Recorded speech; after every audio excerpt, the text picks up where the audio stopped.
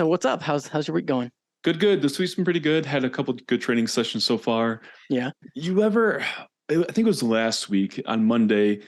It was one of the first workouts I've had in a long time where I'm like, I trained hard today. Yeah. Where I was like, and I'm sore today from the last two workouts too, but I was like, man, like actually I was like pushing myself harder than usual. Because it's very easy how we always talk about people just go through the motions, you just go in and do your sets. But where I was like actually trying to train the failure or push myself a little Hmm. harder, or let's say just using random numbers, let's say I was doing 80-pound dumbbells and I was like, I could be doing 100-pound dumbbels. Like, so I Yep. was Yep. actually pushing myself to train hard and heavy.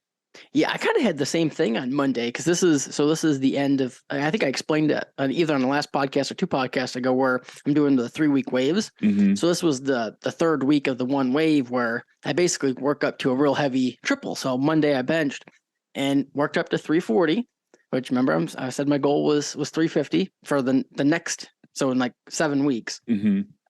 Hit 340, felt really good. So I'm like, okay, I'm on track to hit that 350 after. So I'll probably end up deloading next week because I've gone 6 weeks hard in a row. I'll probably do a deload next week, then jump back for 3 weeks of fives, and then I'll do 3 weeks of the threes again. And that's at the end of the 3 weeks of three. That's when I want to hit the 350 on bench. 350 So for three. yeah, so I Yeah, should be yeah. good for that. I hit, I like I think said, I I think hit so. I think so. 340. And I'm kind of rebuilding. Like pretty much I feel like what I'm doing right now is a really good rebuilding plan because Mm-hmm. it almost just like takes the low hanging fruit. It's not necessarily a program set up to, hit all time PRs, but if you need just basic programming to regain strength, I think it's working pretty well.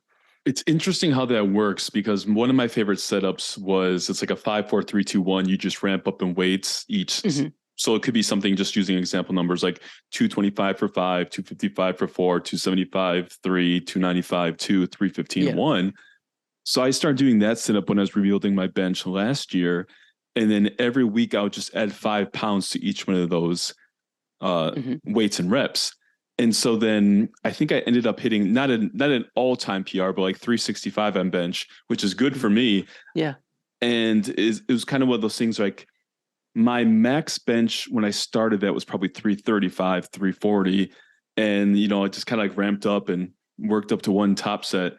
But it's like, would that have worked had I never benched that weight before? I don't know. I don't know if it had been enough stimulus to get to Yes. that See, weight. it's an important point, and I don't want to necessarily discredit even like what I'm doing now, like completely just dismiss, like, oh no, you're not going to be able to, hit new PRs with a basic setup like that. But I think it's pretty similar to what you were doing, just kind of starting with submaximal weights, but giving you some runway to just Right. Yeah. make Yeah. linear progressions. It's kind of like what 5-3-1 is, honestly. Yeah. I mean, that's essentially what 5-3-1 is. It's like you start with, because he even recommends start with 90% of your regular training or regular max and call it like a training max. And then essentially you're just doing 3 week waves of ramping up and, adding, but with his, it's like fives and then threes and then 5 threes and ones. And then, you're pretty much just adding weight for each set and then adding weight to the sets each week. And, pretty Right. No, basic, but the thing is though, rebuilding strength is a lot easier than hitting new PRs. Same thing with right. rebuilding muscle too. Right. Now, mentally, it's a lot more difficult, in my opinion. Just mentally, it's just so challenging. But I think having a basic setup helps from a mental standpoint too, because you're pretty much just you can almost just take your hands off. Say, hey, I'm just following this basic setup, and whatever happens. Just kind of taking your hands off the wheel. Yeah. And it might seem weird to start with submax weights. So like I said, the top weight for my first, week one is 315 for one on bench. I could probably have done, 335, 340, 345, whatever. So you're starting basically, let's say 30 pounds under. So, but as you touched on, you start building that momentum, almost like the snowball going down the hill. And you get to the weight, okay, like, oh no, 335 was pretty easy. Like, oh, 340 was easier than before. So it's like that momentum over the weeks is what allows you to lift heavier. But as you said, had I never benched 365 before, I don't know if that would have been enough training volume or stimulus to get to that point. Well, I'm in a weird spot specifically with that, because when I think back of when I was hitting my best lifts, really for all three lifts, but specifically bench, I was doing a ridiculous amount of work, just a ridiculous amount of volume on bench. I mean, I was benching 3-4 days a week and doing a ton of sets and pretty high intensity too. But I was recovering from it fine, so it worked. It worked well, and plus I was kind of all in on powerlifting at that point. So it's just a weird spot. Now I do feel like I could maybe even, where I'm at now, probably get, I don't want to say the same results, but I bet you I could get 90% of the results with probably 50% of the work I did. Yeah, benching 3 to 4 times a week is a lot. For me, I think I was benching 3 times a week when I first started, like when DUP first started gaining some popularity. And I think I was good for the first like 4 to 8 weeks. And then after that, like my joints were just shot. So I think it's stuff like that can work in the short term, but that might not be the best long-term program for every month, 12 months out of the year. So it's kind of balancing the frequency and intensity and volume all together over the course of a year, which can be hard when you're trying to maximize strength. And like you said, hit a new all-time PR. It's much different training structure than getting back to like a baseline strength to what you feel is good.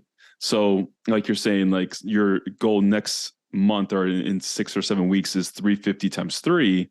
What's your best bench ever for 3? Probably 375. 375. Yeah. So to get the 385 for 3, you'd probably have to push it even harder than you are now. So it's like what worked to maybe get you back up to, 350, 375 for 3. You might have to do a little more to get to the next, 10, 20 pounds heavier. Yeah, because so I had like a 3-year window, 2016, 2017, 2018. Those 3 years where I was going pretty much all in on powerlifting and benching 3-4 days a week, pretty much for those 3 years.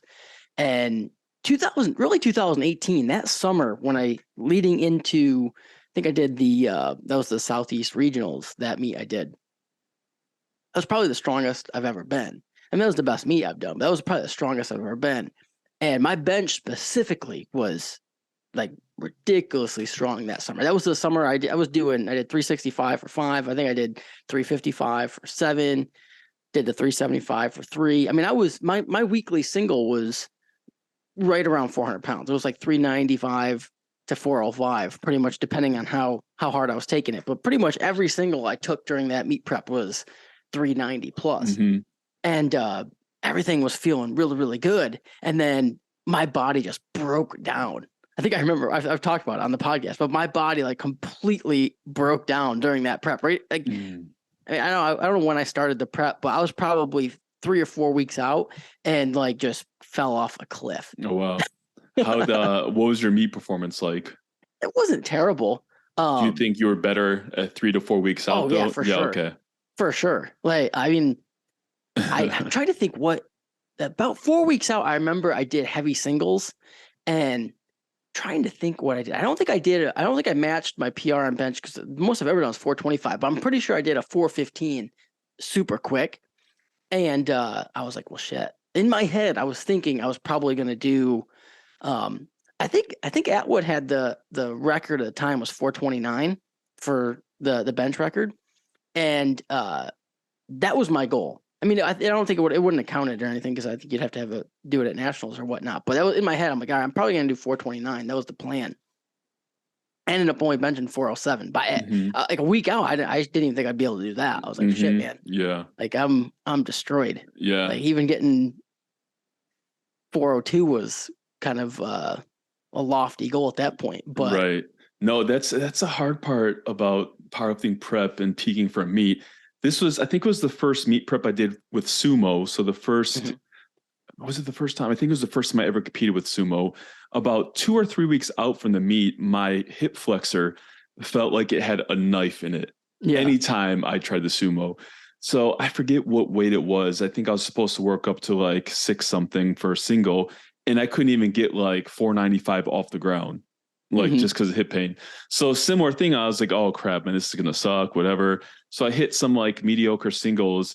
I tapered. I ended up hitting like 666 at the meet, but it was one of those, like I started super light for my opener because I'm like, I don't even know what I can do. And then I was like, oh, that was easy. So I did like a really big jump.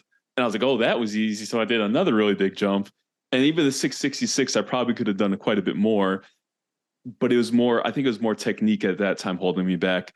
But it is interesting how during prep you can reach that point where you just hit a wall and something breaks or something's not working.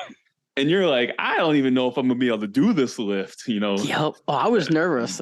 I remember telling Ashwin the whole day before when we were driving to the meet, I'm like, I have no idea what's gonna happen because my shoulder was shot. I don't know what really it was. Nothing like really that serious. It wasn't like I needed freaking surgery or anything. Right. It was just, even I remember I think maybe like a week out, I worked up to a 365 single on bench, and it was really just being like, okay, can I even bench anything without it hurting? And it hurt, but I'm like, okay, I could bench 365. Like, okay, it hurts a lot, but it's not broken. Right, right.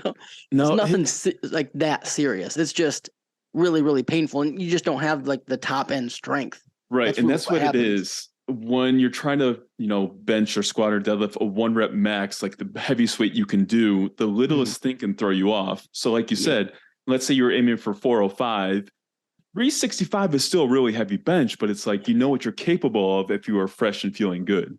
So that's where you're like, okay, this isn't that good, blah, blah, blah. But it's interesting how, for me, during my normal training throughout the years, I might have like a slight injury, like elbow tendonitis or something. And like you said, I can still train and lift pretty heavy, but I don't have that top end strength that would allow me to train or, lift my heaviest weight. And it's hard to balance your training to where you don't reach that overworked level.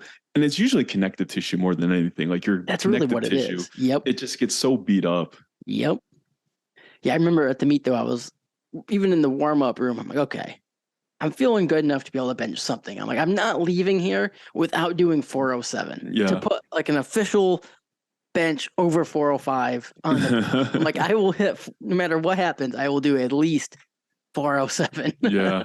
Well, the last meet I did, I went into it with a knee injury, and I was only planning on squatting 455 because I was like, I need to have like some sort of decent number. So I was like, I was going to go like somewhere around like 405, 435, 455.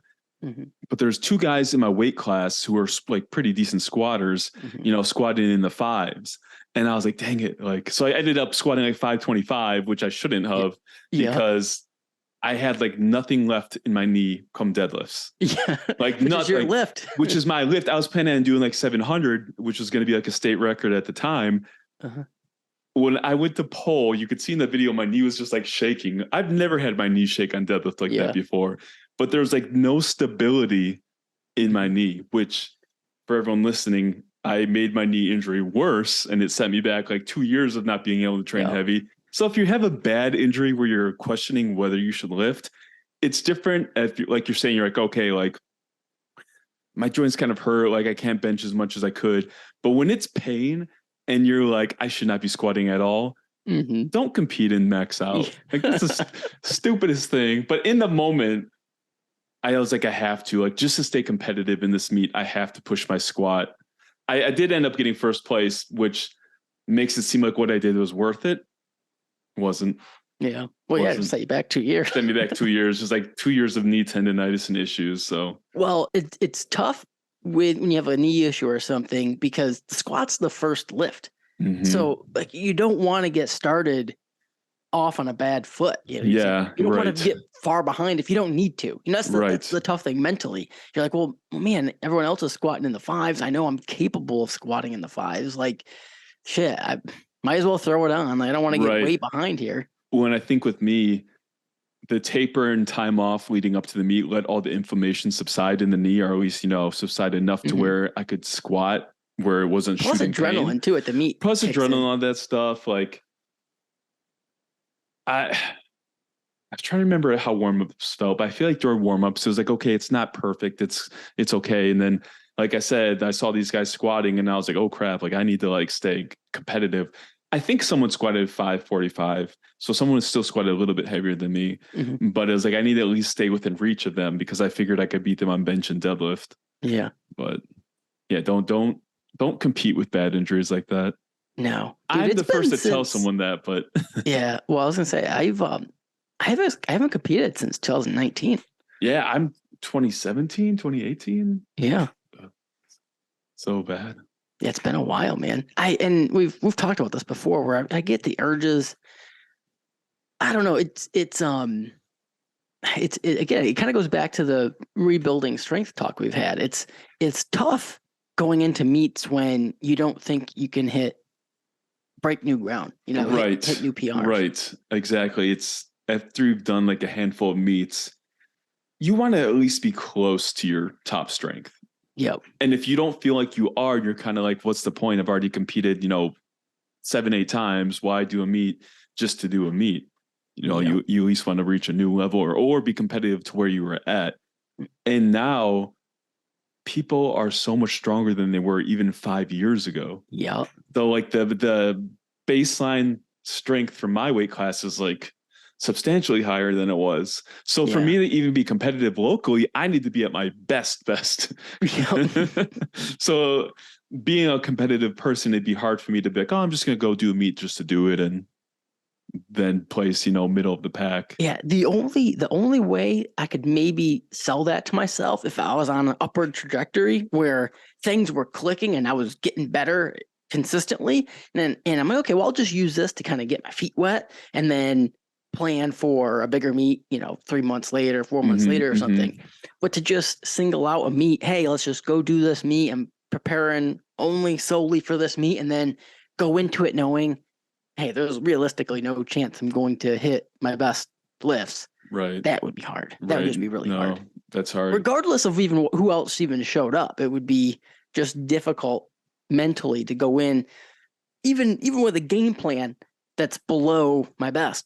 Without even the option. Because here's another thing. Maybe if you get close enough, and you can almost sell it to yourself. Well, hey, if I have a great day, there's potential to put a PR on the bar. Right. On the bar, because that's a different story. If you're going into it with the potential, I mean, I think we've talked about this too. A lot of powerlifters go into meets in their head, they thinking like best case scenario, which I'm not even necessarily talking about that. Like not even like best case scenario, everything goes perfect. It's more just, hey, a little aggressive third would probably be a PR.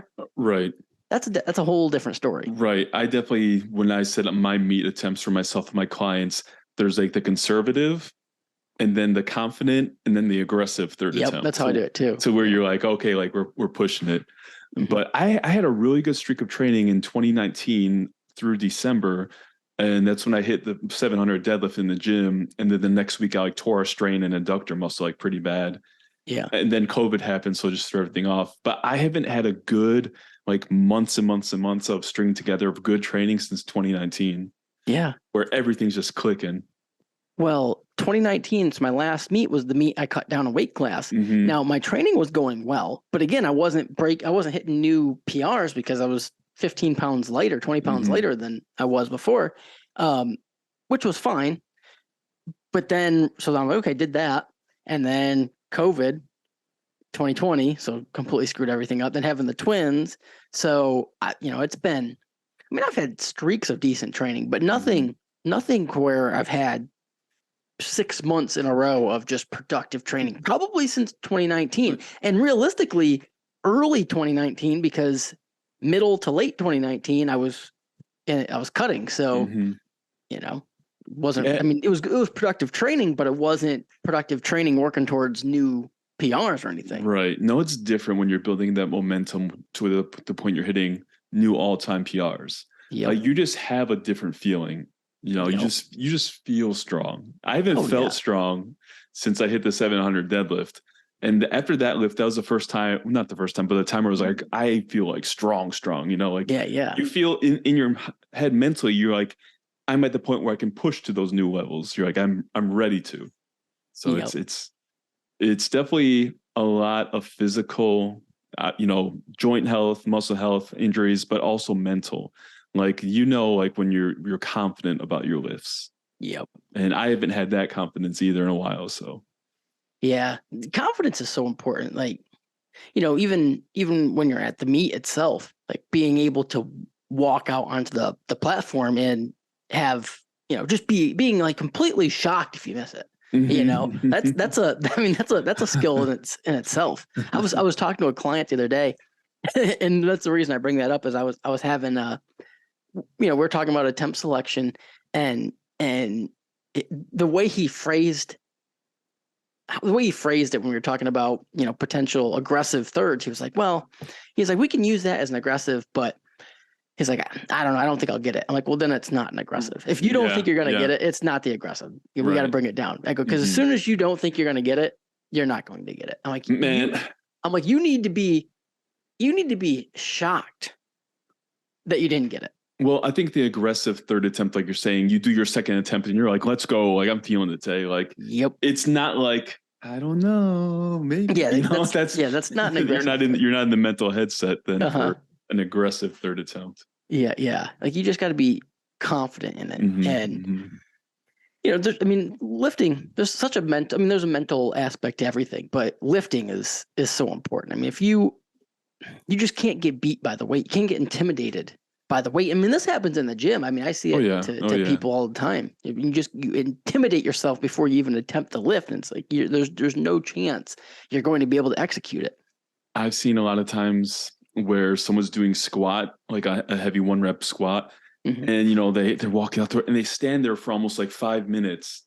And you psyched yourself out so many times already before you squatted the weight, like, because you can tell they're like, I don't know, blah blah blah. It's like you're not going to hit it. And then sure enough, they don't It's funny, dude. It's funny you said that. I saw a video, just a random, how Instagram just throws random shit at you, which is, I don't even follow that many people, still get random shit thrown at me. And it was a squat. It was this kid. He was pretty skinny and he was squatting 405. Now, most people would look at, he was just a small kid. I knew, and it was one of those like fail accounts or whatever. So you knew it probably wasn't going to go well just by, the account, but most people would probably look at it and say, oh, there's no way that kid could squat the weight. I didn't even notice he was small until afterwards. What I noticed is how he unracked the bar. I'm like, oh, he's not going to get this. Yeah. I didn't even notice what the count was or nothing. I just was watching the video, watched how he unracked it. I'm like, yeah, he's not going to get it. And then I kind of was like, okay, let me take it's a fail video. Okay, yeah, the kid's only like 150 pounds. Doesn't look like he lifts that much. Yeah, okay, it's a fail video. But he didn't have a strong unrack. It wasn't. I'm not even talking technical. I'm talking more kind of how what you were saying. Just he didn't have any confidence in it. He was just right. Yeah, unracked it. He let the weight control him too. Like, he didn't control the weight. He stood there, was kind of like, waiting to go. I'm like, yeah, he's gonna get it. Yeah. It was a fail. Yeah, even if you could do that weight, if you have that much doubt and you psych yourself out, you're going to panic at the, once that sticking point hits or once it gets hard, and you're just going to bail. Once it gets hard, I think sometimes that happens too. And it happens on bench too, which is why I like to do self unracks. Yes. Yeah, I'm same. I think that happens to some people when you get a good lift, especially if someone's a really good with a lift off, but not good as in how it should be, but good as in they're able to kind of lift it and then hand it to you without dropping it on you. They do a nice, smooth but strong handoff, and then as soon as you start to lift, oh shit! Like initially, it felt like it was light, but now it seems like it's super heavy. Yeah, no, I prefer self handoffs or self lift offs so much more. Yeah, I don't want to get shocked by the weight. Well, and I stopped. I think it was in college when I stopped getting lift offs on bench, because there was a couple times people just lift it off and just like drop it. Yeah. You're like, oh.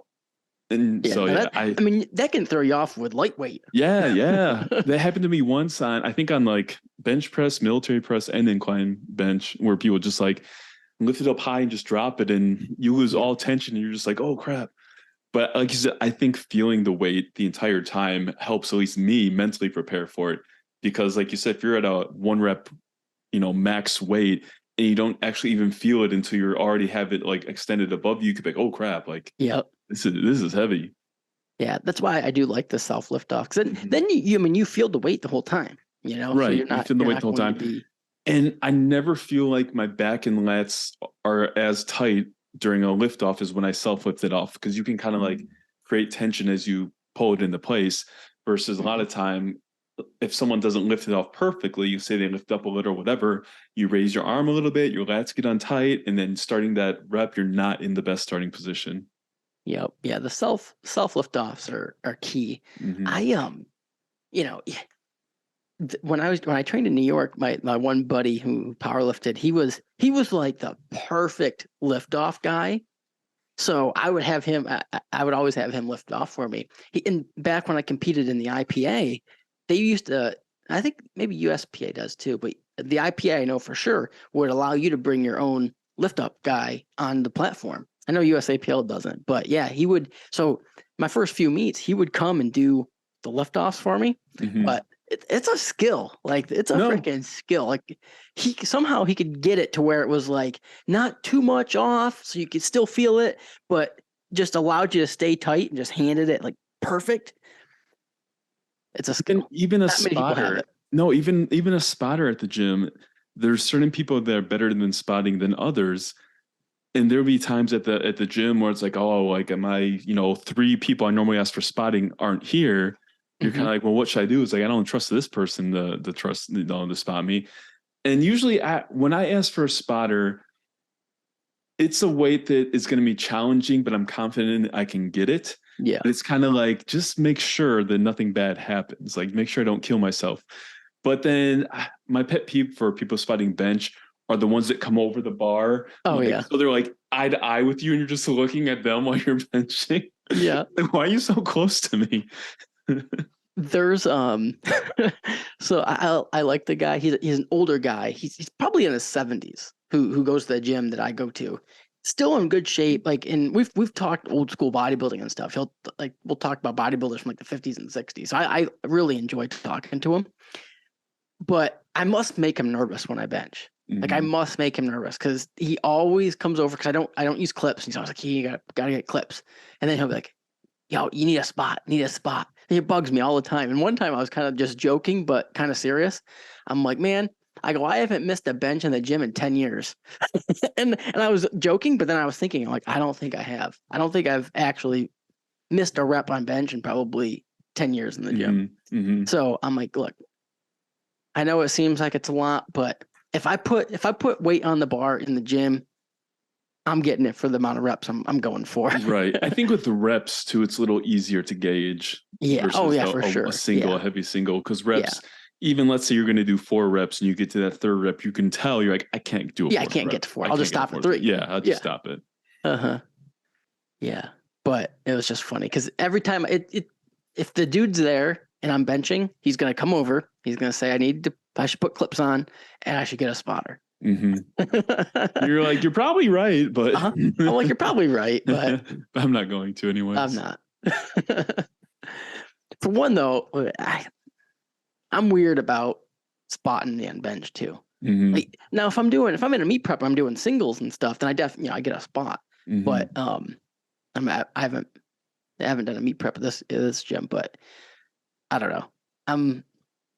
I'd rather not. I guess here's what I'm trying to say. I'd rather not have a spot than have a bad spot. Right. No, I'm the same way. Yeah, I'd rather, hey, I'll just figure it out than have someone who doesn't know what they're doing. I've had times to where I'm doing a heavy weight that I know I can do, but you might have a little doubt at the time. And then I say to myself stuff like if you can't lift this weight, you deserve to get crushed or something like that, So it's almost so it might be like I said, the people I normally would ask for a spot aren't there. And I'm like, I don't really want to ask the people that are here. I'm like, I'm just going to do it myself. And then it's like, well, if I can't get this, I deserve to get crushed. So it almost forces you to get it. It does. It's probably not the best attitude to have, but yeah, I've said that to myself, especially on squats. Sometimes I'm like, well, you have no other option but to stand up. So you better figure this shit out. But I feel like squats are pretty easy to bail on if you have a power rack. Because you set the safeties to like pretty close to your lowest level. And then if you fail, you just go down to the pins and drop it back and move forward. Like I think the last time I failed squats was during a meet prep. It was like 5 something on the bar. Someone was spotting me, and it was the same prep when my hip flexor was bothering me on deadlifts. So it was my last heavy squat session, and as I started to stand up with it, I could feel that hip flexor. I was like, nope, and then I just went back down. I feel like that's safer than having someone grip you and try to help you complete that weight. It's like this is supposed to be a max weight. If I fail it, you helping me seems like I'd be in a compromised position. I'd rather just dump the bar and Yeah. Well, I mean, that's the thing with squats. I mean, it's if you have the pins set correctly and everything, it's safer just to dump it. You know, just squat down, yeah, dump just squat it. down and dump it. Yeah. You can do the same thing with bench if you have a bench that has Yeah. the rack and the pins and whatnot. So Safeties. when during COVID, when I was training in my basement, I have a power rack that has the pins for bench, so it's like very small spaces. So you can set it exactly to where you need to where it's Yep. like if you let go of your arch, you know, the You're good. barbell hits the pins. So there was one time I did fail in the basement, and the reason I failed is because I was not confident in the lift. Yep. Goes right back to what we were saying. I psyched myself out and I got scared. But so what was going through your head when you were going to do it? I was like, oh man, I haven't done this weight in a long time. This is really heavy. Yeah. But then I was like, I got I was training by myself, so I had no spotter in the house at all. So it wasn't even an option. And it was kind of one of those like, oh, I should probably wait till I get a spotter. Could have one of your cats spot you. Yeah, have Duncan spot me. And but I was like, you know what? My training's been going really good. Like I might as well just try it. But I was like myself out and I got scared. So as soon as I started lowering it, I was like, nope, too heavy. You know, like one of those. Yeah, one of those, yeah. But it was like, it's like you unrack it. Nope. Yeah, it was like that. I think I have it on video. I should look through my phone. But it's definitely like the unrack where I scared. Posted it. Yeah, like, man, I almost got this. Yeah. But I probably could have gotten it, or at least came close to getting it if I would have tried, but I didn't even try. I just got scared. But because I had the power rack with those safeties is why I even attempted it at the time. So, because, you know, it's like I just got to the bottom and then just put my arch down and set the bar down. Like the easiest, like nothing bad happened at all. Didn't hurt anything. Just climbed out pretty easily, you know. So having good equipment does help.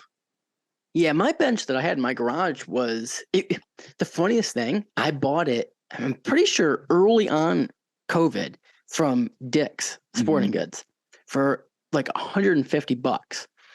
So it's, you know, it's not comp equipment, but it's one that actually has, it's basically a carbon copy of Rogue's bench that has the it's like looks like a power rack that's cut in half. Yeah. You know what I mean? So you can set the pins very close.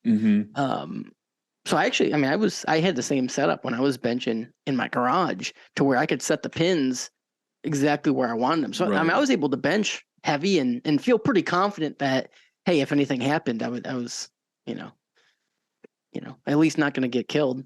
Yeah, and most power racks at commercial gyms don't have that like precise of holes to where you can adjust it like by half an inch.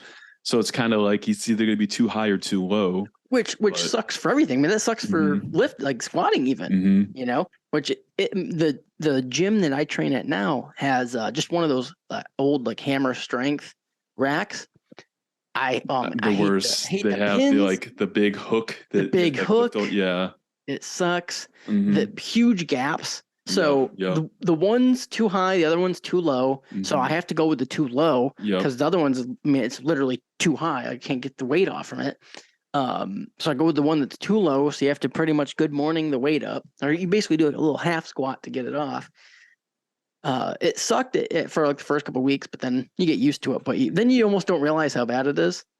and you can work around it until you get to those max weights, and then it starts to impact things. And the bench I'm using right now leaves a little to be desired too. Is it like a narrow commercial one? Yeah, it's super narrow, which gets me more than anything. When it's super narrow, again, it only has two spots. When people are designing a bench, it's like, okay, are there only two sized human beings? There's only two arm lengths. There's only two arm lengths, I guess. You know what I mean? You either have long arms or short arms. Because, you know, I guess there's nothing in between that. So you only have two options: too high or too low. Pick your choice. Yep. No.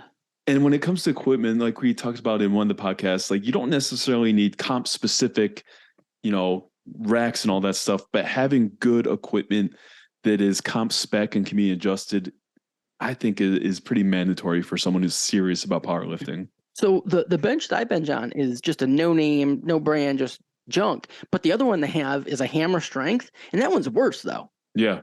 The hammer strength bench was actually worse than this one.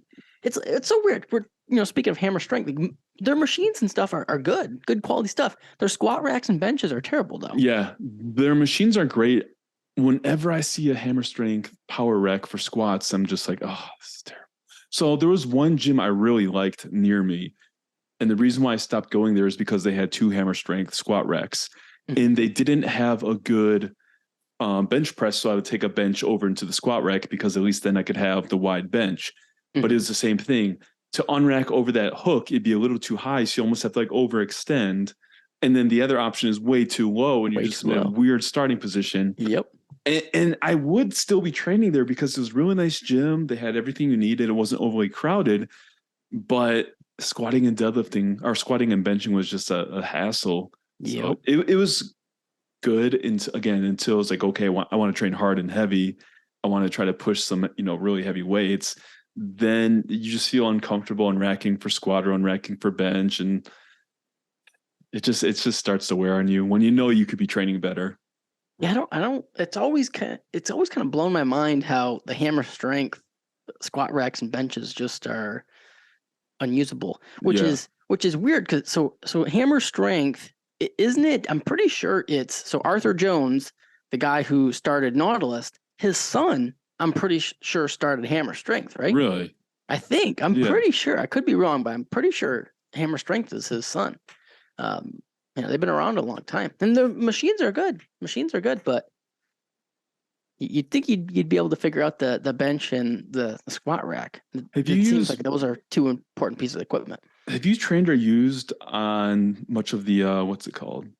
Not Assault. Is it Assault? What are you talking about? The newer machine brand. Well, I do know Arsenal. Yes. Have you trained on much of their equipment? Mm-hmm. I haven't much. I haven't either. Like I see a lot of it online and it looks really cool, but I've never actually trained on any of the stuff. But it looks pretty. Dude, solid. I've never trained at most of the stuff you see. There's few machines I'll see online that I want to try out. If it's like either high-end powerlifting equipment or just high-end machines in general or high-end bodybuilding stuff, no, I've never trained that. No, I haven't. There's not really a gym around here that has that type of equipment. Yeah, meaning there's nothing around. There's nothing around here that would be getting like brand new stuff. Right. The gym I'm training at primarily now, they do have the Arsenal hip thrust machine, and they just got the Arsenal shoulder side lateral machine. Which I saw you using that. Yeah, I don't know if the one I used when I was in Pittsburgh, I trained at a gym that had. I don't think it was Arsenal. I think it was I don't know what the brand was. Icarian. Maybe one brand like that because that's it was just a standing side. I'm kind of torn on it. I like it, but it's one of those machines where it's really not necessary. Or I think I prefer dumbbell side laterals over. Yeah, I felt like it kind of locks you into one. Well, it's a machine. That's what it does. But it locks you into one plane of motion, which I don't really do that when I'm doing a dumbbell. Yes. For machines, I actually just like the Nautilus side. If I'm going to do a machine side raise, I like to just do the Nautilus one where you sit with like your arms at 90 degrees. Yeah. I think the gym has one of those too, similar type machines. But yeah, most of the time I just like dumbbells though, to be honest. I think dumbbells feel the best. I'll go through spurts where I use machines, but like you say, a lot of machines I don't like the plane of motion it puts you in, especially for like shoulder pressing type stuff. So I'd rather just use free weights. But it would be nice to have a gym that just has like all the like new machines. You could just be like, oh, I'm going to go do all these today. And sometimes I get jealous when my clients send me, their technique videos, and I'll be looking at them lifting, but then I just kind of check out the gym and I'm like, shit, you got all this equipment. Like, man, we have so many options, and it's like a jungle gym for adults. Like there's so much cool stuff there to use. Yeah, there's a lot of cool stuff, but I think it comes down to like finding the machines you like. Yep. So, for example, the belt squat. The only belt squat I've ever tried that I like is the Pit Shark, but you can load that up with so many plates and it's not that hard, but the movement feels good. So it's kind of like, well, if I max this out after using it in a couple of weeks, it's kind of pointless. So Yeah, that's the thing. It's like, man, or even I see people training and some even either like hack squats or pendulum squats that different people do, and I'm like, man, that looks nice. I can just see. I'm like, oh, that's kind of a unique hack squat or whatever. It looks good, but then I realize they have like 20 plates on it. I'm like, I'm like, I don't see. I would never do that. I would just be like, okay, if I have to load, 10 45s on the side to do a hack squat, I'll just pick something else. Yeah, I shouldn't be that strong, Right. And the people who I'm seeing doing this, it's like they probably don't even squat 500 pounds. Like, well, why do you need 2,000 pounds on a hack squat if you can't, And it's not even that they were doing good reps too. It's just you could tell the machine just is set up to where you can handle a lot of weight. That's how the hammer strength V squat. Have you tried that machine? Yeah, that's the same thing. Like after like 2 weeks, like say I do it the first time ever, I'm like, okay, I got 4 plates aside. It's it's all right. By the week 3 or 4, I'm like maxing the machine out with as many plates as it had, because once you get the movement pattern down, like you said, the machine design isn't. It just allows you to use a lot of weight. Yep. So it's like if there's no room to add a weight to the machine, or like you said, you have to do 8+ plates aside, we're straight out the gate, then yeah, it's probably not the best machine to use. Yeah, I don't know. I like efficiency. Mm-hmm. It's that's sometimes why I even like to do like a single leg press. You don't have to load as much weight. And it's mentally easier than Bulgarian split squats.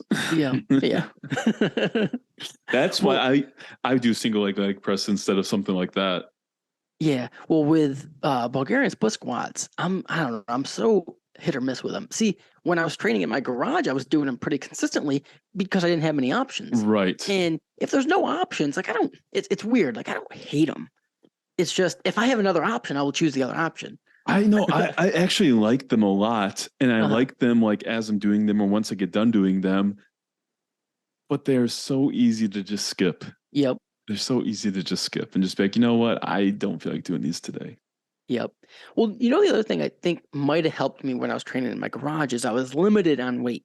Mm-hmm. So I almost had to do it to where I would just throw it in at the end and almost just accepting like, hey, you're not really going to be able to progress these too much. We're just going to do them. It's like, hey, we did heavy squats. We did some heavy RDLs, maybe throw in something else. Let's just do some Bulgarian split squats at the end. A little bit higher rep, put on the weight vest, hold a kettlebell, just get them done, But when I'm at the gym, it's like, okay, well, now I can load them. I have different options. Am I going to do it on the, am I holding 2 dumbbells? Am I going to do a goblet hold? Am I going to go over to where I can put my back leg up on like a leg curl or something like that? Okay. And now I'm going to progress them. Here's week 1. Let me see how heavy I can get on these. And then maybe the first month it feels good, but then I get up into where I'm, holding 100-pound dumbbells or something. And then it's getting ridiculous. That's how I feel about dumbbell goblet squats. Yep. I think I got it up to like the 150-pound dumbbell for like 12. Yep. Like the 150-pound dumbbell is pretty big. So getting it into place and holding it, I was like, man, my shoulders are getting a good workout. Yep. The amount of effort it takes just to do the exercise seems higher than like the benefit you get from it, or higher than like the satisfaction you get from it. So again, it's easy to, once you get to a certain point, same like you're saying with like leg press or something where you have to put 12 plates aside, you're like, is it really worth the effort to set this up to do it? Or should I just do something else? Yep. Well, it was funny you mentioned with the goblets because I haven't done those in a while. And I've been either doing either a leg press or hack squats, like a secondary lower movement. But the other day, it was last Friday, whatever, my second lower day, the hack squat and the leg press were both being used. So I'm like, all right, well, I'll just do some goblet squats. Haven't done them in months. Like, okay, let me see. I'll start with the hundreds and work my way up. And my gym only has 120s. Now I'm doing them on the slant board. And I just went right to the 120s. And I think I did 15 paused reps. I'm like, man, this wasn't even that hard. Like, this is why I don't do them. It's just you get to it's like you got too strong. Yeah, the amount of weight you'd have to use to make the exercise feel hard. It's hard holding that big of a dumbbell in that position. But really, what the issue was is I needed to do more reps. I didn't want to do more reps. 15 is a lot though. That's a lot. So, I mean, I needed to do like 20. No, and that's I was unacceptable. like, 15 is my upper limit for reps. I did 15. I'm like, I could definitely, 20 would have been a hard set, Mm-hmm. but I didn't want to do 20. So yeah, it was my fault. I don't blame you. I can't blame the 120-pound dumbbell. It would have worked if I did 20 reps. Yeah, no, I don't blame you though. But I didn't feel like doing 20. I don't know. You know what it was though? It was because I wasn't even supposed to be doing goblet squats. You went off the program. What am I doing? This isn't even on my program. You got to make sure you follow your program and the training split you're on. Exactly. I go, this is bonus work. I shouldn't even be doing this. Yeah. I should be leg pressing, or, actually leg press is what I was supposed to do. But my backup to the leg press was the hack squat, but the hack squat was used too. So I was really down to third string. This was the third string. You get your third string quarterback in, you can't expect much. Sometimes it's a touchdown. Sometimes it's a fumble. Yeah. This was a fumble. So what's your training split set up right now? Oh, there we go. Look at the transition. So right now I'm doing pretty much my number one training split, which is super basic, but just upper lower. Mm-hmm. I love upper lower. I mean, I think a lot of reasons it's just because it's so versatile. I mean, you can do, set it up for more strength, set it up for more towards bodybuilding, set it up for like power building. And, the one complaint that a lot of people will say is, well, it's more lower body dominant. You're not able to get as much upper body volume in, which is, I can see that. I can see that. The way I look at it though is really, I look at it, okay, if you're doing 4 days a week, 2 lower, 2 upper, the 2 upper days you set up to how much volume you need, but the lower days you don't actually need to do all lower. That's when you can throw in some abs, or you can take, like we were talking about last time with if you want to take your calf training serious, okay, well now you got more room to do extra calf stuff. You could do grip stuff, neck stuff. I mean, it's a versatile program setup. Yeah, I think the upper lower is ideal for someone who is more into power building, powerlifting, who's trying to get the squat, bench, deadlift up. And as you touched on, if someone is more on the hypertrophy side, they're like, okay, I want to maximize muscle growth for competing. That's when I like to push pull legs. Yep. Because then you got your, your chest, shoulder, tricep workout, back bicep workout, and leg workout. So you get a little more upper body volume.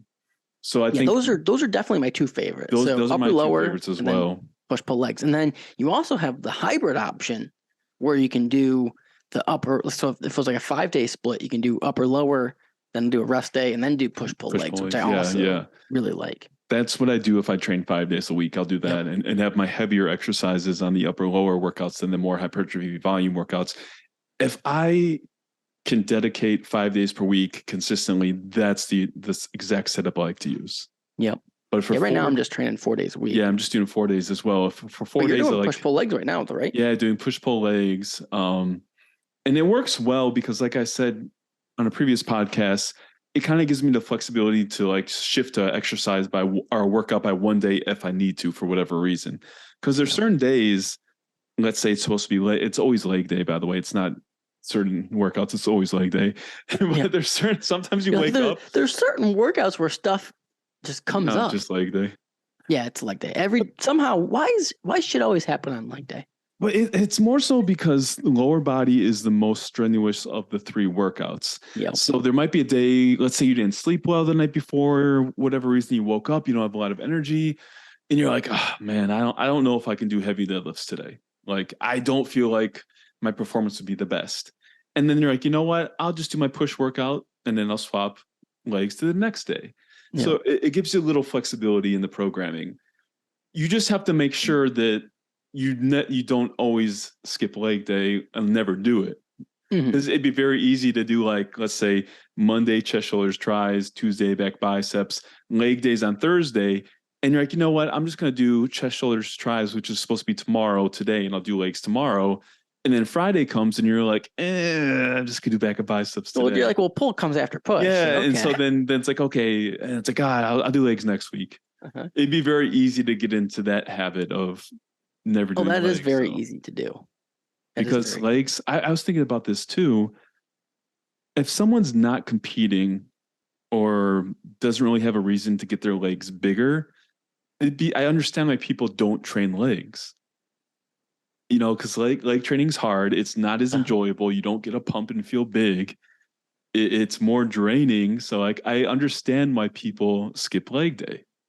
well, there's honestly been periods of time, and this again, I could say, oh, there's times during my week where I think to myself, why do I train legs so heavy? But no, it's not random times during the week. It's during a leg workout. I Mm-hmm. will say, why? I'm not getting ready for a meet. Like, why am I squatting so damn heavy? Why am I deadlifting so heavy?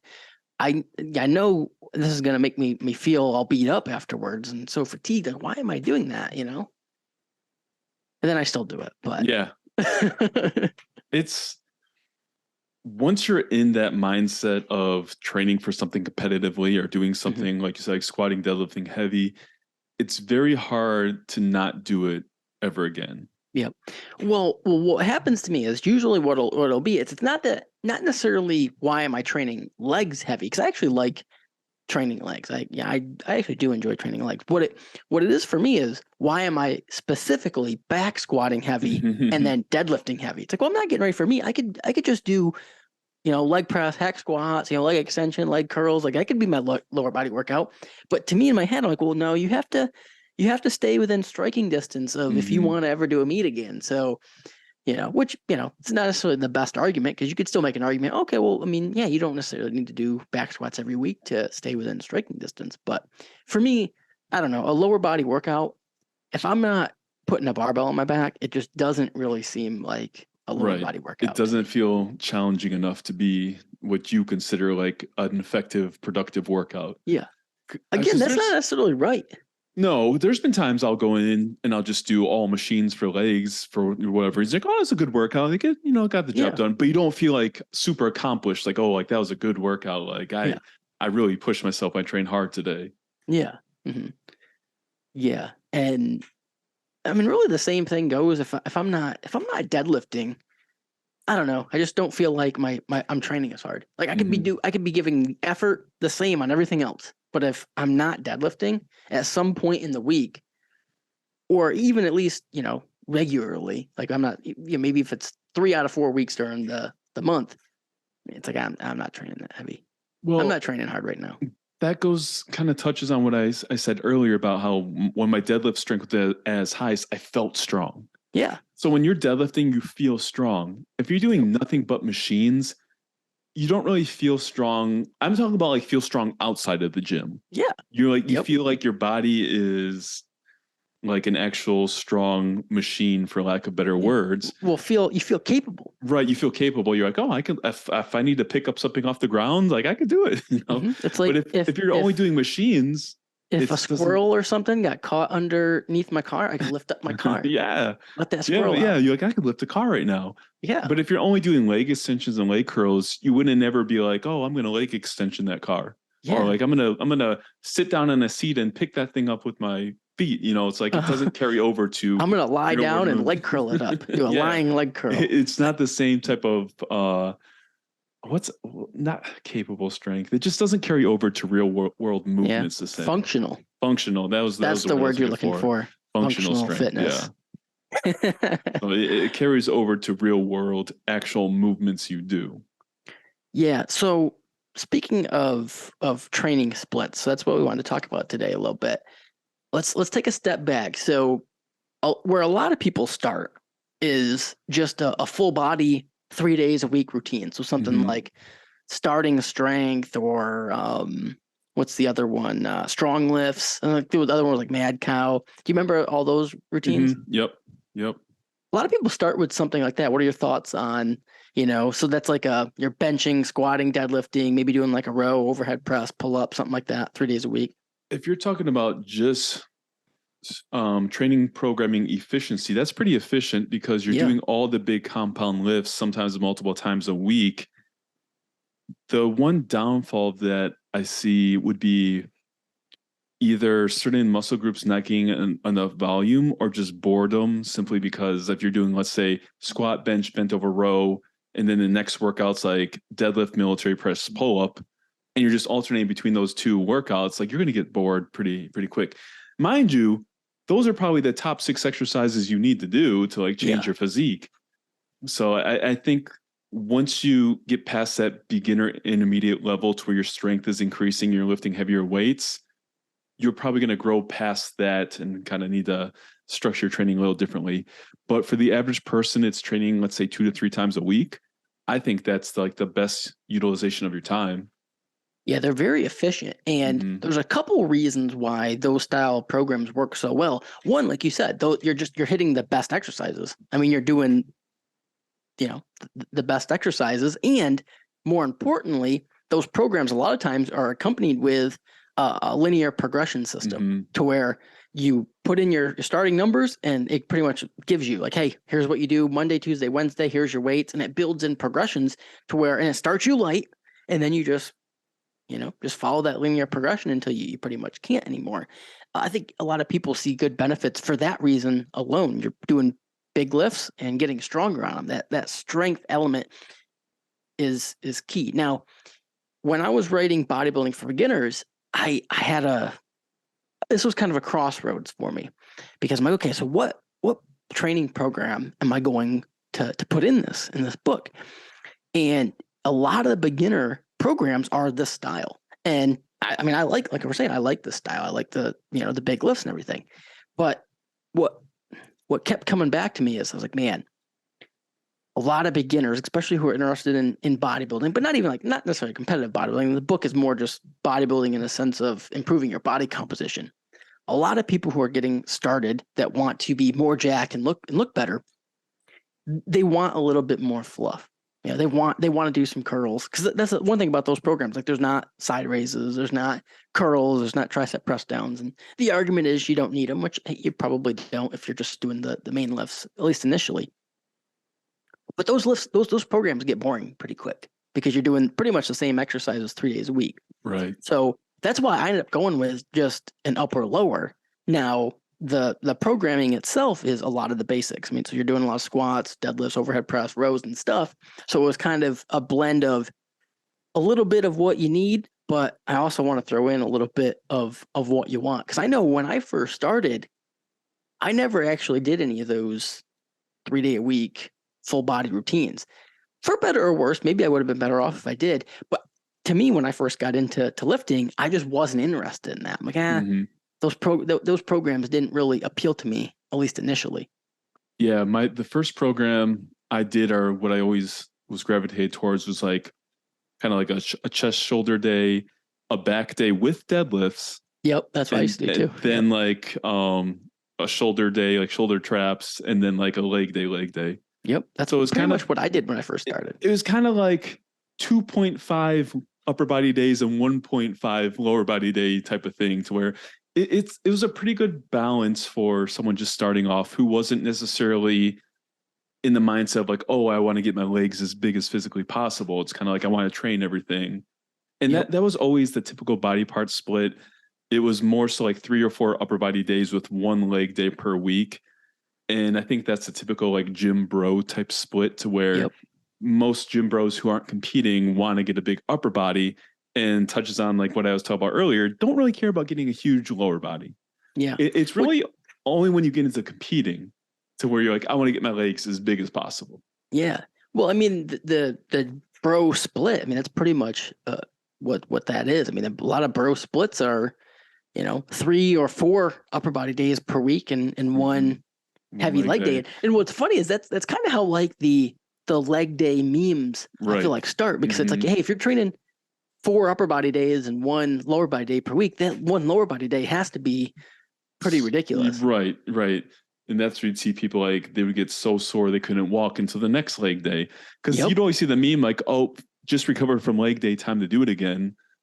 Type of thing. But yeah, the typical bro split was always like a chest day, a back day, a shoulder day, an arm day, and then leg day. Leg day. Yep. It's not very balanced as far as, because again, think about it, your lower body's half your body. Yeah. And probably overall bigger mass than the upper body. So yeah, it should be a little more evenly distributed. A lot of people have got good results from that, though. I did. I mean, that's again what I started was more that type of split. Hmm. And I think as long as you're trained, so my typical leg day with that type of split was like squat, stiff leg deadlift, leg press, lying leg curl, or something like that. Yep. So Yeah. it's like you're hitting the big lifts, and maybe you progress because recovery is not an issue. So Yeah. it's Well, like that's one thing that's not a problem. right. So your lower body can typically gain strength every week because it's fully recovered every workout. So Mhm. I also think there's maybe a mental component too when, especially if you're not like super interested in the lower body lifts, like if you don't have any really powerlifting aspirations or power building aspirations too. I think only doing one hardcore lower day a week mentally is easier too. It's like, hey, mhm. it's my leg day, but I only have to do it this day. Well, We'll go super hard today, and then I don't have to do it again until next week. when I was doing that split, I was training Monday through Friday, and leg day was Friday. So Yep. it was like you said, it's like end of the week, last workout. I can train as hard as I want because I have 2 full rest days until I Yep. start it over again. And you don't have to do that again until next Friday. Mm-hmm. Yeah. Now, when you're training, going back to like the 3 day a week thing, you're doing like a mad cow or something. It's like you squat heavy on Monday. It's like, well, I got to do this again Wednesday, and then you do it Wednesday. Well, I got to do something heavy again Friday. Yeah. Wasn't the one routine? It was like you said. It was like squat or not squat, bench, bent over row, like 3 days a week, and then squat Monday, Friday, deadlift Wednesday, or something Yeah, I like think that. that's what. Yeah, one of those. Kind Yeah. of like that, to where you said you're just doing the same lifts with like alternating between squats and deadlifts or something like that. Yep. Yeah, I think that's what it was. that sounds pretty taxing for Yeah. especially a beginner intermediate lifter who's not really focused on just building up their squat and their deadlift that much. That's a lot to wake up every workout and be like, okay, I got to squat today. I have to Yeah. deadlift today. Did you ever play around with doing small off? I did Shiko. I Mhm. did not. Don't think I did Smo off. So I don't think because that was like squatting like 4 times a week, right? 4 times a week. So yeah, I didn't do that one. so there's small off and there's small off junior. There's the small off that everybody did, and there was a couple different phases to it, but everyone.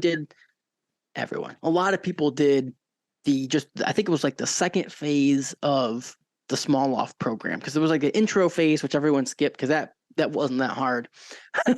Then the phase 2 was like the meat of the program, which was squatting 4 days a week. And I think it was maybe like a 12-week program, and you're essentially set up to where you're squatting, it's it's basically a daily undulating periodization. Like maybe one day's, I think 7 reps, then 5 reps. I think actually maybe might be like 9, 7, 5, 3 or something. And then, but the 3 day, the day you're doing 3 reps, you have to do like 10 sets. So it's like a shitload of volume. And yeah, I did it. I don't even think I made it through the full 12 weeks when I was in college, maybe like my junior year of college or something. I mean, I maybe did it for like 6 weeks or something, and it was going good up to a certain point. But then you're like, well, shit, this is just, and that's the other thing, that it's linearly progressed too. So week 1 ain't that bad, but then every week gets heavier. And if you actually make it through the 12 weeks, like you'll probably have a ridiculous squat, but the chances of you making it through the 12 weeks in one piece are pretty low. Yeah, I know. I did the Shiko program, which would be something like Monday you would squat and then bench press and then squat again. So it was a weird kind of like that. And the same thing would be like next workout would be like bench press, deadlift, then bench press again, like after you deadlift. So like twice per workout. I think I gained like 30 to 40 pounds on my squat and my bench during that time. My deadlift was like exactly the same because you weren't really training the deadlift that hard during the program. Yeah. And then when I did DUP, I was doing squats and bench 3 times a week and then deadlift like twice a week. I think I gained 40 pounds on my squat after the first 4-week training cycle. But mind you, this was like coming when I started to get back in heavy training again. So the weights I was lifting weren't like lifetime PRs. I'd done them at some point. So it's like my strength was coming back pretty quick. But after the second mesocycle or microcycle, 4 weeks, my body was just like, no, like you can't, this is too much frequency. So I think with all those programs, they can be effective in like a short burst of time, but you wouldn't want to do that all the time. Like squatting 4 days a week for 6 months is probably going to be too much at some point. Yeah. Well, I feel like the Shiko programs kind of, kind of help bridge the gap to more modern powerlifting programming. Yes, I would say so. And I think what the Shico program helped me with the most at the time is I realized I wasn't training as hard as I thought I was prior to that. So like once I started doing that, that was probably my introduction to like training loads and like you said, like periodization and changing stuff. I was like actually like a powerlifting program. Right, an actual powerlifting program. And I was like, man, I thought I was like training hard before, but this is way harder than what I was doing. So it kind of opened my eyes, like you said, the powerlifting periodization. Well, because before that, I mean, again, the younger people probably don't, they don't remember this. They weren't even around at this time. But there was a period like when you and I first got into powerlifting, there wasn't really a lot of powerlifting programming available, even information really. But most of it was Westside Barbell. And so it's either Westside or Shico or Smolov. So that's what everyone did. I remember on the bodybuilding.com forums, that was the whole thing. They're like, oh, I'm doing Shico. After that, I'm going to get prepared for Smolov. And it was kind of like your rite of passage into like the powerlifting realm.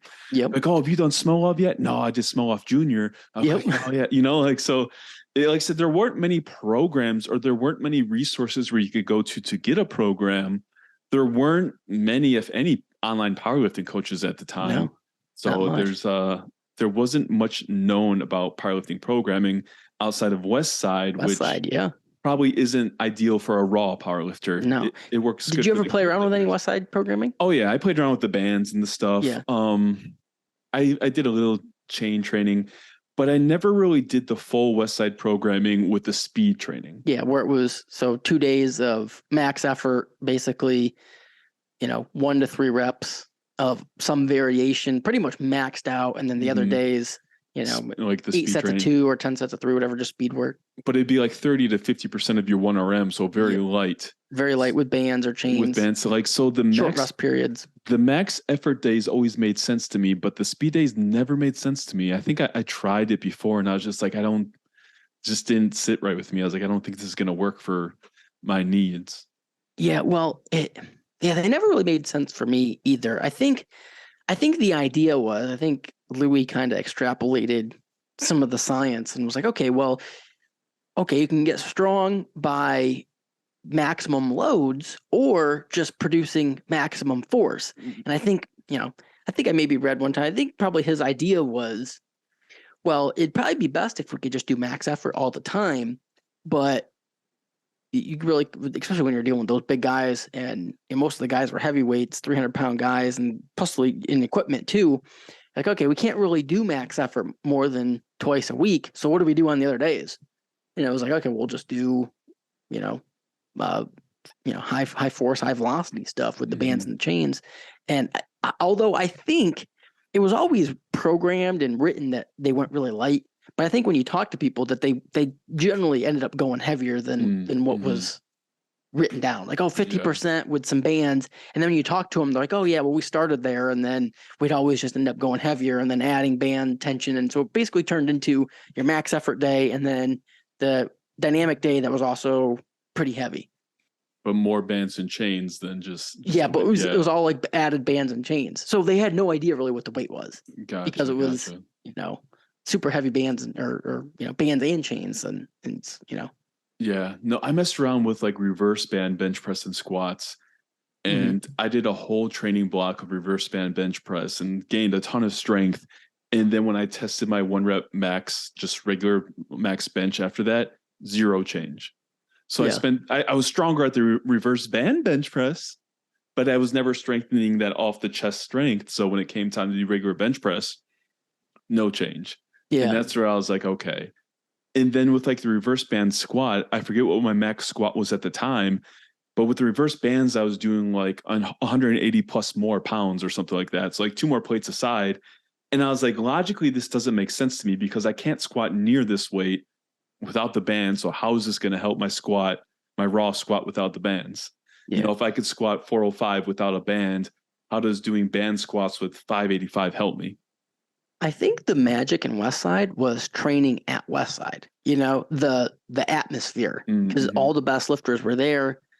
and it was more just the intensity principle. Like you walk in, it's just, hey, you have to train hard. Like kind of how we always talk about how like people think that they're training harder than they are. Right. I think that happened to a lot of people. They thought they were training hard. Then you go to West Side and it's like, oh no, this is what hard powerlifting training is. You can't really duplicate that at 24-hour fitness. No. So I think that was kind of the, if anything, it was just the atmosphere alone. It could have been probably doing almost anything. Now, of course, yeah, I think that style of programming works a lot better for equipped powerlifting, but I think it was the atmosphere. Yeah. I don't think there was a lot of people who had a lot of success with West Side programming, but then they trained in, Montana or something. They're like, oh yeah, I follow all West Side stuff and I'm a world record holder. I just trained by myself in Montana. No, it was, I do West Side, but where do you train? West Side. Yeah. Yeah. No, that could very well be. Like you said, the right atmosphere around people that push you. They can help you with form. They can help you with all the setup and everything. So you're actually getting a lot of help in addition to the programming. So plus, I think when you with equipped powerlifting, you almost need to train in a group. You have to. There's a gym near me that has a lot of equipped lifters, and just to do a bench press, you need multiple spotters to help you certain things. Or you're doing board presses, so you need like someone to spot you, someone to do the boards and all the stuff. And so, yeah, I think equipped powerlifting is more well suited to like a group of people lifting together versus raw powerlifting. You don't necessarily need someone to assist you with certain things. Yeah. Yeah, with raw, however, I do feel like it's starting to come around to where you're starting to see more, whether it's powerlifting gyms or just more powerlifters grouping together. Because it did seem like when raw powerlifting first got popular, maybe it was almost more like the bodybuilding mentality, because probably a lot of bodybuilders who started powerlifting, where it was kind of you just did your thing on your own, and then we'll show up at meets and compete against each other. But now it seems like there's more community. And I think that partially has to do to the comp spec equipment. So it's like, if a gym is a powerlifting gym and has all the comp spec equipment, anyone who's competing in powerlifting in the area is going to want to train at that gym. And there might only be one in a city. Right. It probably is in most cities only going to be one. So everyone's going to train there. But no, I definitely think, and again, if everyone around you is working to the same goal, like squat, bench, deadlift, it's going to be much more motivational, and it's going to be much more hype when someone's going for a 1-rep max and things like that. And if you need a spotter, people know kind of how you want them to spot you, because that's how they'd want to be spotted too. Or you can be like, hey, I'm doing a triple at 8 RPE. So they know like what to look for, something like that. It's everyone kind of speaks the same language. Yeah. Part of me feels like I've missed out on that, but then the other part of me is like, I don't know. I kind of like being a lone wolf when I go to the gym. Yeah, no, I'm the lone wolf for sure. But for me, that more so stemmed from lifting. For me was always that hour and a half to where I just put my headphones on and kind of just like faded away and did my thing. It's like I didn't have any outside distraction.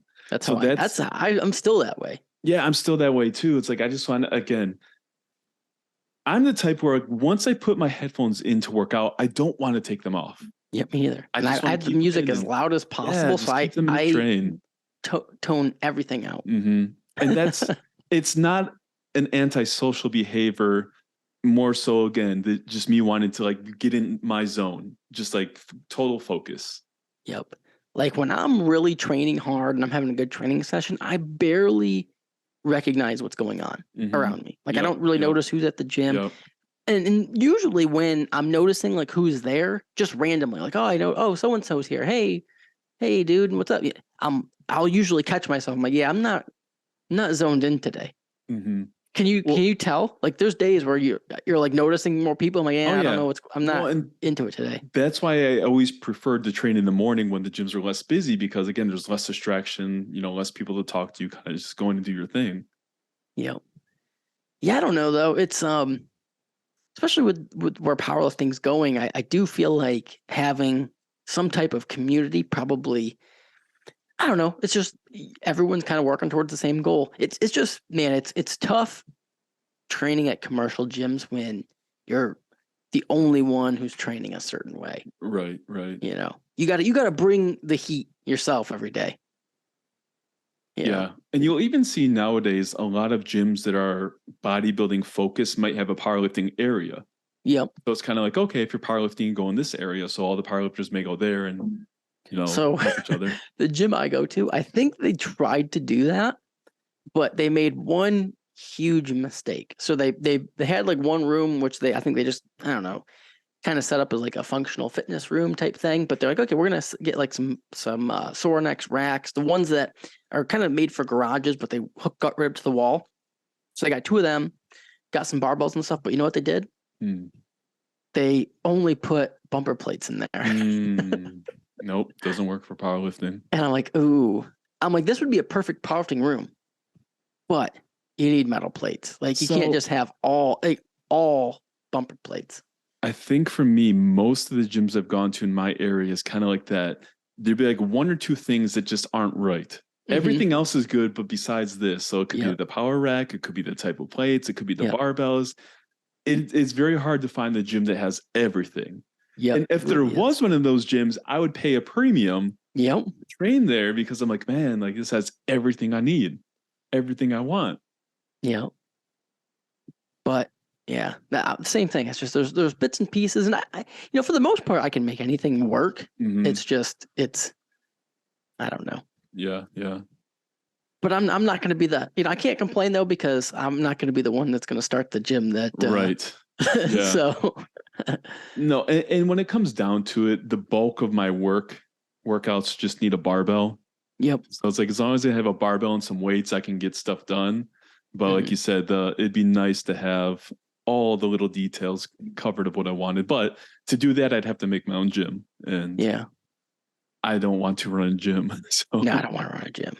I design a gym if someone wants to like bring me aboard to design everything. And I'd do that. You want me to order the equipment for you? Yeah, I'll order everything, but you pay for it and you run this place. Yeah, I can help you set it up though. Yeah. What's interesting going back to the West Side training, it's basically an upper lower split. Oh, it really 4 is. days a week. No, so it's upper lower. Similar type of concept to where you're kind of balancing upper and lower training. And I always like to do upper first and lower second because the lower body is the more strenuous of the two. Yeah, and then you can add a rest day right afterwards. Well, and 2. So my ideal setup for upper lower would be like Monday bench workout, Wednesday deadlift workout, Friday like the secondary upper body workout, then Saturday squat workout, because deadlift is usually the heaviest, hardest workout. So you have a rest day before and after. Like that to me is the best schedule, your weekly schedule for an upper lower split for someone who's really trying to push squat, bench, and deadlift. Yep. Yeah. No, I think that works good. Yeah. If you're not necessarily, and again, that's Monday, Tuesday, Thursday, Friday, or whatever, can still work. But I think that's like the ideal setup. But for someone who's just doing an upper lower to it's not really pushing squats and deadlifts super hard or things like that, it's probably not going to have as big of an impact. So what I do right now, I do Monday, Tuesday, Thursday, Friday, where I'll do Monday bench, Tuesday squat workout, Wednesday rest, then Thursday bench workout, then Friday deadlifts. So then I have Saturday and Sunday off. Yeah. I'm doing similar now. And so Friday's the deadlift day. Thursday I work out, but that's my easier upper body day. Right. So Monday is my heaviest upper body day. Then the second one, I still bench, but it's not as heavy. It's right. So the Monday, Tuesday, Thursday, Friday setup is good because let's say you miss one of those workouts, then you can make it up on Saturday. Yeah, that's exactly what I do. So there's always the option to where if I miss a day during the week, we bump it back. I go Saturday. Right. Yep. That works perfect for me. That's what I typically do because I found lately there'd always be something going on to where I couldn't get to the gym on Saturday. So I'm like, okay, I have to do my Monday, Tuesday, Thursday, Friday. But it's like occasionally I will work out on Saturday if needed. But it is good to have that schedule flexibility. Yeah. So some days actually, there was one day, I don't know, it wasn't last week, it was the week before though, where I woke up Friday for the deadlift workout and I just felt a little bit fatigued. I'm like, I'll just take today's the rest day. I'll do that Saturday. And then I have a rest day today, Saturday, then rest Sunday. So that's always an option too. But generally I've been liking having the weekends is 2 days off in a row. Yep. No, I agree. It's nice to wake up and not have to like rush out the door or get ready for the gym. And just it's also nice because my daughter has off school, obviously, so I don't have to get up and get her around either. So I can wake up and just work all morning. It's, Saturday and Sunday are like the only days where I don't have anything to do in the morning. Yeah. So it's nice to not have to get around for the gym too. Yeah. That's cool. So We talked about the upper lower, the push pull legs, and then the combo upper lower push pull legs for the 5-day split. Yeah. Where else, what other type of training split could you see being beneficial for someone and why? So you could do the 6-day push pull legs. So the 6-day push pull legs argument, I think, is perfect if there was 8 days per week. Yep. Well, you could always just pretend there's 8 days per week. Right. That's what I would always do when I did that. So going back to the push pull legs, there's 2 ways you can set it up. One would be if you have a single push pull legs and then you repeat the same push workout. So say it's like bench, I'm just going to say 3 exercises for sake of conversation. Say it's bench press, incline dumbbell press, and tricep press down. Yeah. When you repeat the push day, you go back to that same bench press, incline dumbbell press, tricep press down. The other option is to have an A and a B workout. So the A press could be bench press, incline dumbbell press, tricep press down. And then B could be like incline barbell press, flat dumbbell press, dips, or something like that, to where it's different. Yeah. I think ideally, if you're doing a 6-day push pull legs, you have to have the A and B. Yeah, that's how I like it, the A and the B. Yeah, I think that works well. You can do that as well for the 4-day split. It's just sometimes, again, if you're trying to specifically build up a certain lift like squat, bench, or deadlift, that's not enough frequency on that lift to really gain optimally. You can still gain, but sometimes there might be like 9 days in between squats or something like that, or maybe even more than that. So it's a little too much time. A little too much time. But yeah, I think the push pull legs where you're doing the A and the B, you could do push pull legs, rest, push pull legs, rest, and just kind of keep that rotation. Or you can be crazy and do push pull legs. So Monday, Tuesday, Wednesday, then just Thursday, Friday, Saturday, push pull legs again, and then rest Sunday off. Yeah. I think that's good for someone that doesn't have a lot of outside stress. Yeah, I've done that before. Yeah. Yeah, no, I've done that before too. Yeah. I used to train 6 days a week for probably a year or two when I was in my early 20s, just because I like training. Me too. Yeah. You don't have a ton of responsibility at that time. I mean, you might have a job, but it's not like a super intense full-time job or something like that. And just fun. But are there any other 3-day splits that you've done before? So like, for example, you could do like a chest, back, shoulders, arms, legs. I think for that one, if I was going to do a 3-day split, I would just do push pull legs again and just just do those 3 days. I feel like that's the sometimes best. I do like the chest back combo. Chest back. So I have played around with that before. Mm-hmm. Yeah. No, the chest back combo is always good. I think I would do the chest back combo if I wanted an arm day, like just a separate arm day, which I've thought about doing recently, just because I don't think I've done an arm day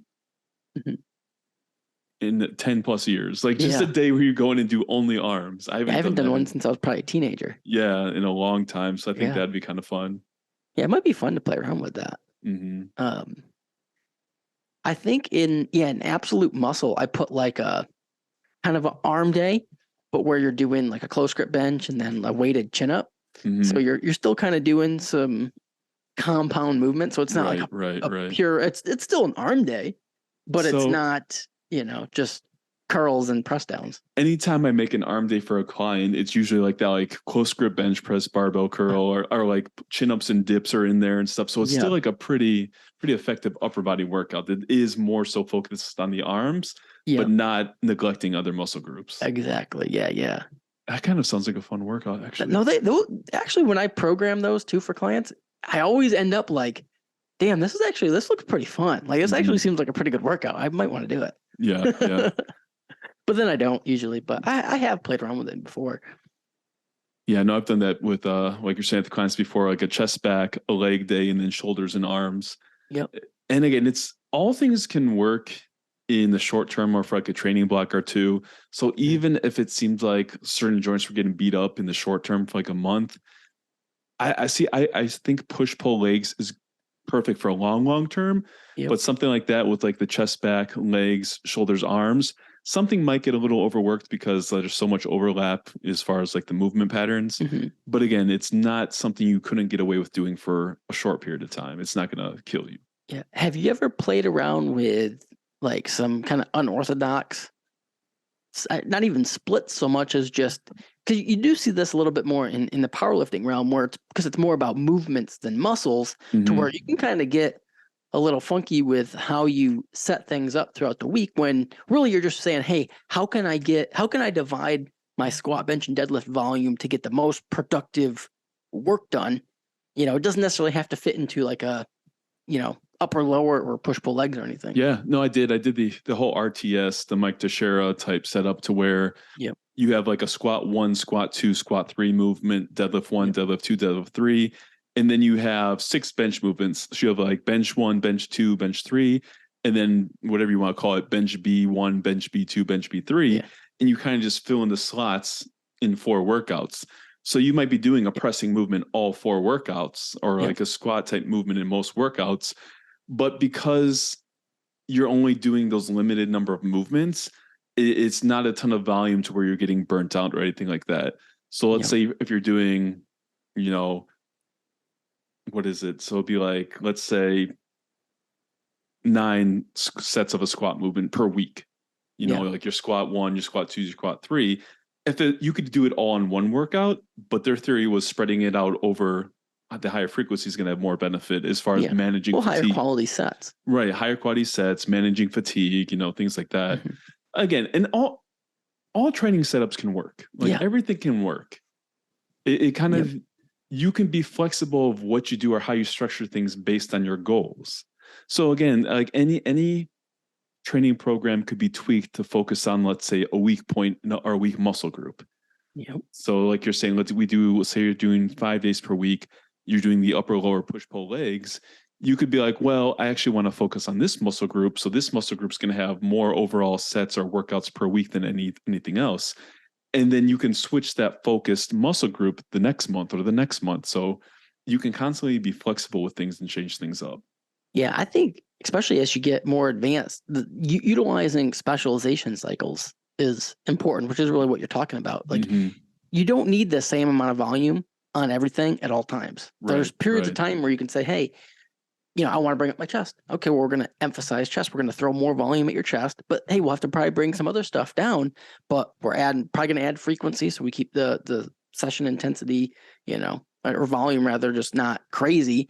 Where you might be hitting chest movements 3 days a week, and the volume's really high. But then we're bringing down, maybe shoulders and triceps or something, and then or maybe it's, hey, you want to bring up your arms? So, hey, our arm volume is really high and it's kind of unorthodox in how we set it up. But we're really just trying to get quality sets in, quality volume in. It doesn't necessarily have to follow the, perfectly organized structure. Mm-hmm. Yeah. So taking that perfectly organized structure is always a good starting point.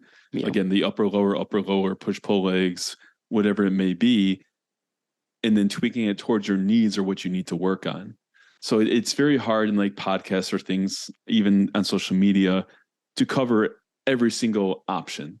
So like when we talk, we kind of talk about the base structure. And it's tweaking that base structure to fit your needs is where the true training programming or, training split things come into play. Yeah. Well, I think there was a period of time, especially when I was early on, like the magazine era, where your training split was almost seen as your training program. And I think it's important to mention, like, your training split is not your program. Right. The training split is just basically how you divide certain days, but what goes into each day can vary a lot. Yes, exactly. To where, hey, if we were doing overrated, underrated, back in the day, your training split was overrated. You know what I mean? Because you didn't put any thought into the programming. It was just, oh, I'm doing push-pull legs now. Right. Like, or like we said, like chest day, back day, arm day, leg day. That's the training split. But the workout itself or the program itself is different.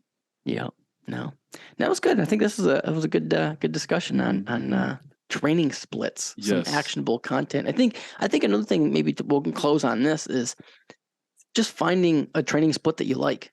I think that's important. Finding something you like and you can stick to.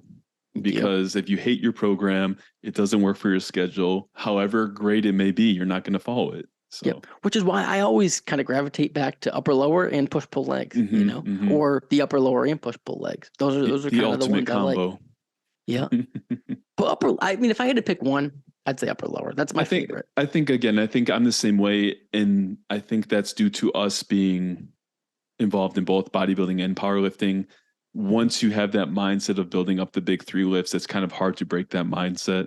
Yeah. So I'm always going to gravitate towards upper lowers being optimal for most people. Yeah. Especially when you have kind of that power building mindset, it's hard to beat the upper lower setup. Yes. And I mean, really, when you think about it, there's been just a lot of people who've had a lot of success following that style of training. Definitely. There's a lot of track record for quality programs who are built around that organization. Well, and I've always liked setting up training programming in splits around muscles that work together. So it's like the upper body all works together, so it makes sense to train it together. The lower body all works together, so it makes sense to train it together.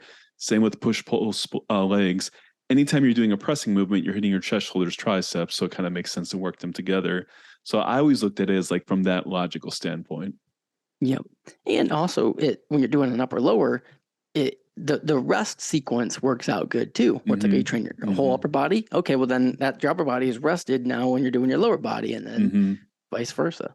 And it kind of limits how much volume you can do per workout. So like you said, for recovery reasons, by the time your next upper body workout comes, you're going to be recovered because there's only so much you can do per workout if you're trying to hit your entire upper body in one workout. Yeah, you can't, and it also kind of forces you to really be efficient with your sets too, because you can't just throw on extra, work. You can't do 4 bicep exercises on an upper lower routine. Right. Yeah. It's going to take up too much time for that workout. Yeah. So you have to be efficient. After hearing all this, I think we're selling myself on upper lower. I'm like, this sounds really good. This sounds like a great programming. Yeah, it's great. Can't beat it.